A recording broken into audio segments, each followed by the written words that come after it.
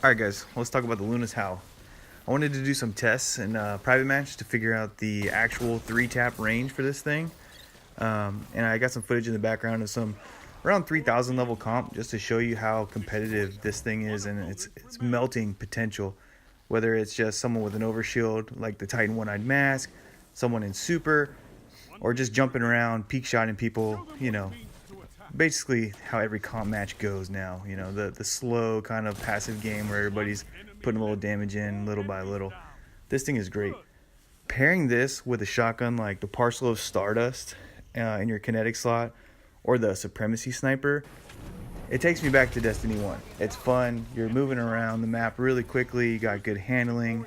The Parcel of Stardust shotgun actually boosts your mobility speed, and using that with the boots that I have in the attraction perk, man, what a combination. This thing is sick.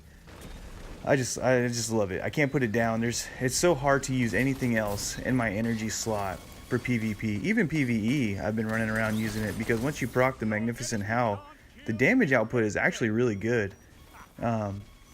Especially if you use something like a light arms reloader on your arms. I mean, this thing can actually put down some damage. So we went into a private match because I was curious to see just how far this thing could get a 3-shot kill. The guy you see here, Abomination 9, is one of my buddies of my clan. We actually had him set up. We tried it at 5 resilience, also at 6 resilience, just because that's what most people are running in the crucible nowadays.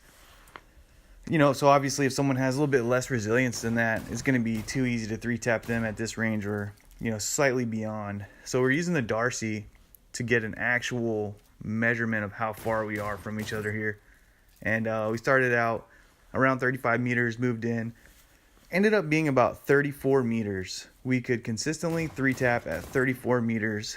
It didn't matter whether or not he had a 5 resilience or 6 resilience. If you go just beyond that 34 meter range, it'll leave him with a little bit of life.